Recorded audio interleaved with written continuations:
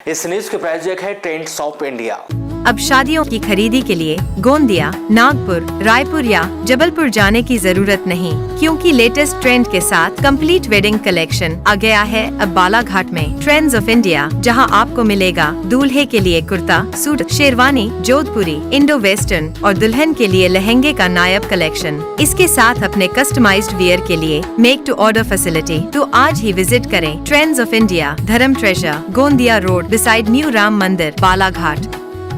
रोजगार मेले को लेकर लांजी के पूर्व विधायक किशोर समृद्धि ने मध्य प्रदेश शासन पर कई गंभीर सवाल खड़े किए हैं। उन्होंने कहा कि शासन की योजनाओं के तहत जिले की बड़ी संख्या में युवाओं को गाड़ियों के माध्यम से महानगरों में काम के लिए भेजा गया, लेकिन अब तक कई बच्चे वहां परेशानियों का सामना कर रहे हैं। पूर्व विधायक ने यह भी बताया कि बाहर रोजगार के दौरान एक युवक की मृत्यु का मामला भी सामने आया है। उन्होंने जानकारी दी कि 40 बोड़ी के एक युवक की मौत बाहर काम पर जाने के दौरान हुई, जिसके बाद उसके शव को एयर एम्बुलेंस के माध्यम से यहां लाया गया और पोस्टमार्टम भी यहां कराया गया। किशोर समृद्धि ने मांग की है कि जो भी संस्थाएं और कोचिंग इंस्टीट्यूट बच्चों को रोजगार दिलाने के नाम पर रोजगार मेले का आयोजन कर रहे हैं, उनकी जिला प्रशासन के द्वारा बारीकी से जांच की जानी चाहिए।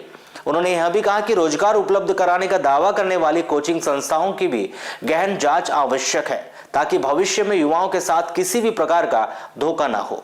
जिले से रोजगार मेलों के माध्यम से बड़ी संख्या में युवाओं को महानगरों में भेजे जाने के मामले पर लांजी के पूर्व विधायक किशोर समृद्धि ने गंभीर चिंता व्यक्त की।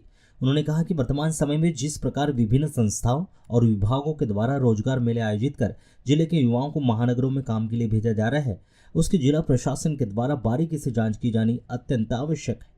पूर्व विधायक ने यह भी कहा कि कई कोचिंग संस्थाएं युवाओं को रोजगार दिलाने के नाम पर उनकी यात्रा, टिकट व अन्य खर्च वहन करने का आश्वासन देती है तथा उन्हें विभिन्न कंपनियों में काम पर भेजती है।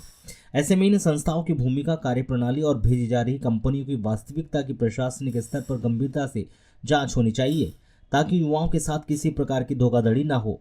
उन्होंने बीते दिनों की एक गंभीर घटना का उल्लेख करते हुए यह भी बताया कि रूपजर थाना क्षेत्र के अंतर्गत आने वाले ग्राम 40 बोड़ी के निवासी युवक अनिल वरकड़े, जो बेंगलुरु स्थित लक्ष्मी मेटल कंपनी में काम करने गए थे, उनकी संदिग्ध परिस्थिति में मृत्यु हो गई थी। अनिल ITI प्रशिक्षित युवक था, लेकिन उसकी मृत्यु के कारणों को लेकर कोई स्पष्ट जानकारी सामने नहीं आई। शव को एयर एम्बुलेंस के माध्यम से लाया गया, पोस्टमार्टम के बाद परिजनों को सौंप दिया गया, लेकिन आज तक इस मामले की सच्चाई सामने नहीं आ सकी है। पूर्व विधायक ने यह भी कहा कि हाल ही के दिनों में कुछ युवकों के द्वारा वीडियो बनाकर सोशल मीडिया पर वायरल किए जा रहे हैं। आरोप भी बेहद चिंताजनक है, जिनमें रोजगार के नाम पर धोखाधड़ी किए जाने की बात कही जा रही है। उन्होंने कहा कि इन सभी मामलों को हल्के में नहीं लिया जाना चाहिए, बल्कि प्रशासन को गंभीरता से संज्ञान लेते हुए जांच करनी चाहिए।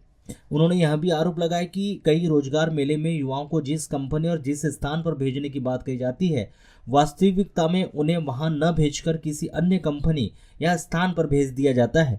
यह युवाओं के साथ खुला धोखा है और इसे किसी भी स्थिति में स्वीकार नहीं किया जाना चाहिए।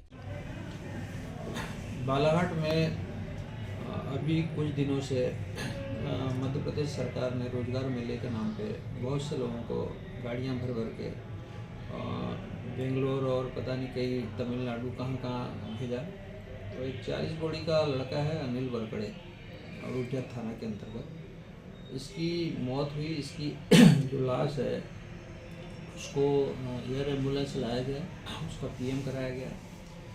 अनिल वरकड़े ITI था और लक्ष्मी मेटल में बेंगलुरु में ये काम करने गया था। इसकी मौत का कुछ पता नहीं चला। दूसरा अभी 15 लड़के तमिलनाडु में जो बालाघाट से भेजे गए, उसको कंपनी ने फ्लैट कर दिया। जिन कंपनियों को सरकार ने रोजगार देने के नाम पे बुलाया था, वो कंपनियां यहाँ से बच्चों को लेके तो गई, प्रशासन ने उनको वहाँ भेजा भी, लेकिन उनको काम से निकाल दिया और वो दूसरी जगह पहुँचा दी है। तो मेरा कहने का मतलब है कि इस पूरे मामले में जिला प्रशासन को जिन कंपनियों के हाथों में प्रशासन, जिन ITI संस्था, जिन कोचिंग सेंटरों के माध्यम से प्रशासन लड़कों को भेज रहा है और जो कंपनियां लेने के लिए आ रही है, प्रशासन को उन कंपनियों के बारे में बारीकी से पूछताछ करनी चाहिए, देखना चाहिए कि वो लोग काम कर रहे हैं या नहीं कर रहे हैं। कहीं ऐसा तो नहीं कि यूक्रेन युद्ध में भेज दें, कहीं उठा के रसिया भेज दें।